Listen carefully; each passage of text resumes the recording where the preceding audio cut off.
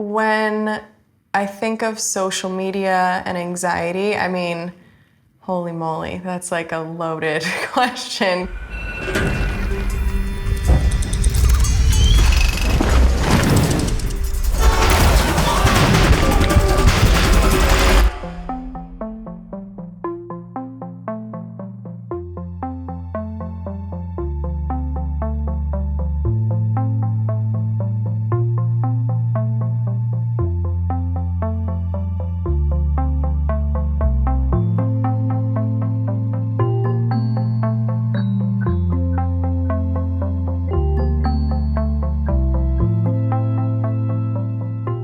Personally, what's affected my anxiety the most is the amount of negativity that I see. There's just literally too much. Like, I find that the more I'm looking at a screen, the more detached I feel with my own body or to like what's happening right in front of me.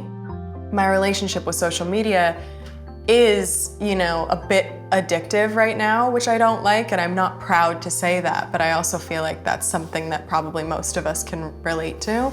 Like, I don't like that I feel the need to have social media in the first place. There really is like no escaping it.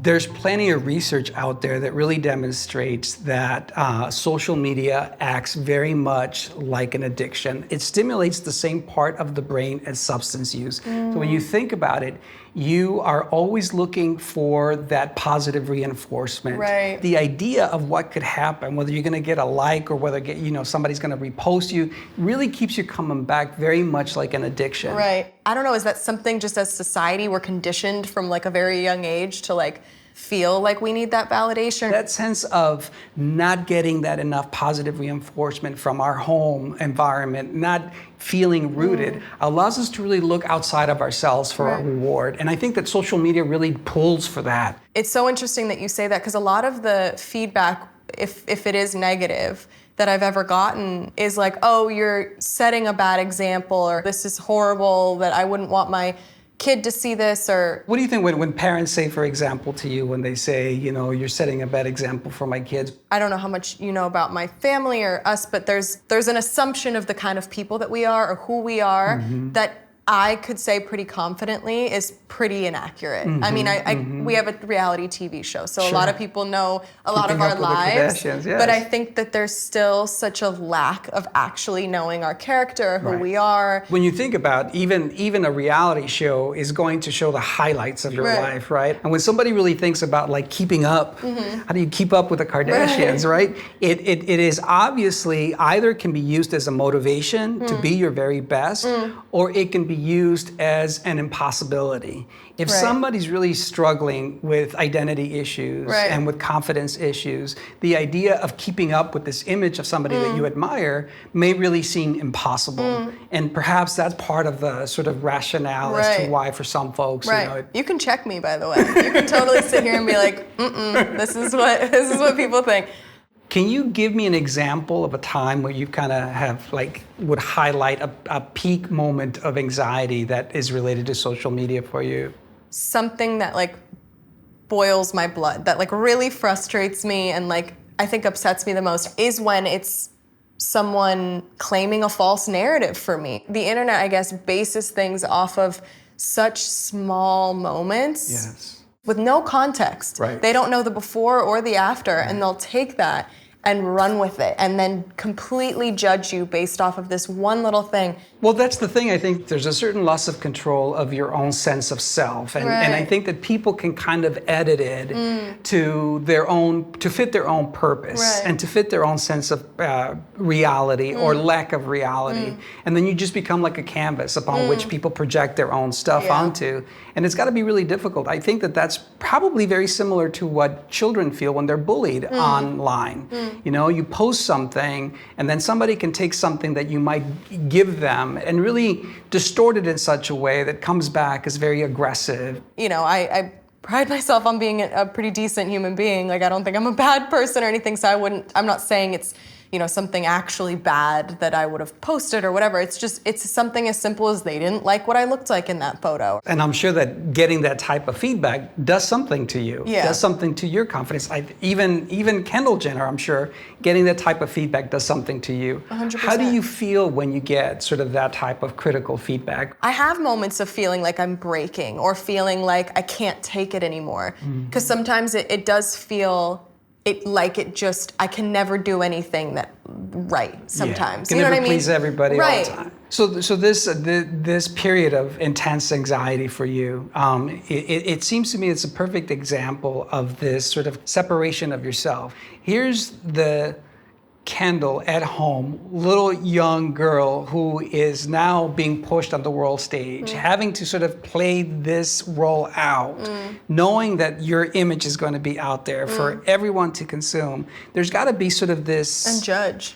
So how do you think that has that projection of you in social media, how has that affected your ability to really kind of feel anchored and connected to your, say, authentic self, for lack of a better word? Right. Well, it's just interesting because there are, first of all, so many images of me on the internet, ones that I'm fine with and ones that I don't necessarily like. You know what I mean? And a lot of the times the ones that I don't like are the ones that get more attention because they're the ones that everyone wants to kind of take and rip apart. So I think that I've become numb to all of that in a way.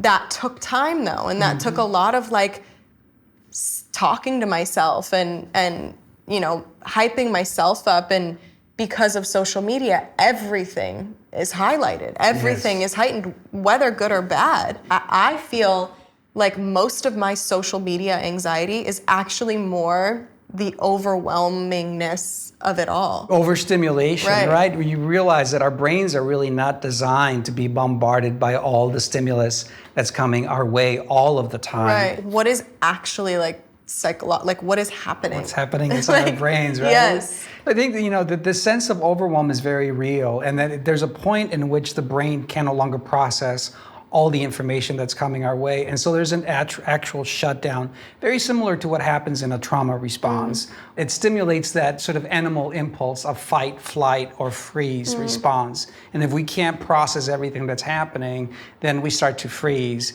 and we start to feel like we're no longer in the world. So there is a sense of derealization that happens. And I think with COVID really keeping young people out of relationships and social interaction, we don't have that human connection anymore, which I feel like we as human beings need it. Well, that's the ultimate irony, isn't it? That the social media can really allow us to feel like we have millions and millions of friends in the world, when in reality we could be very lonely right at home. And it's the sense that you start to trade your real life for the imagined life.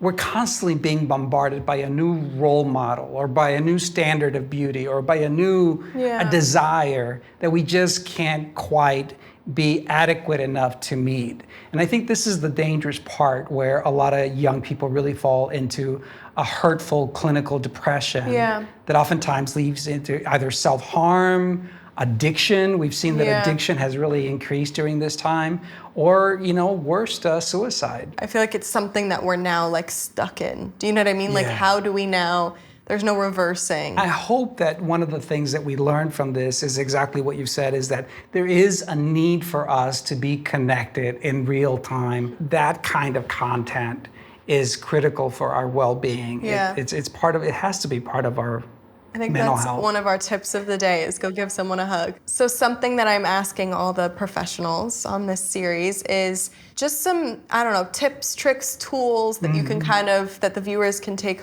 home with them, or they're probably already home, but take away with them and really apply to their life or their lifestyle. So I would say probably 4 tips. One is being aware of your intention when you engage in social media. Why are you doing it? Why are you connecting? Recognizing that once you put an image out there, you may not always have control over how that image is going to be consumed. I think third, recognizing that addiction is very real in social media and that it operates very much like any other addiction. And so setting some limits, appropriate limits and boundaries is really critical.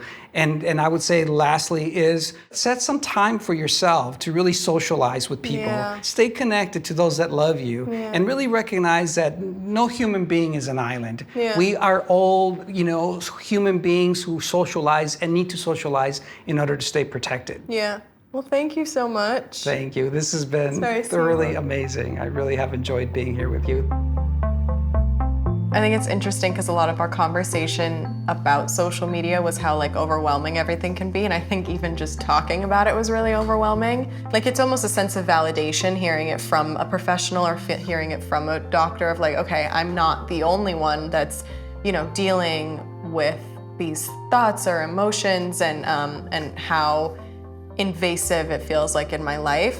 But it's good to be aware of it all, and it's good to talk about it and kind of let it out, and then now you can be aware, process, and hopefully move forward.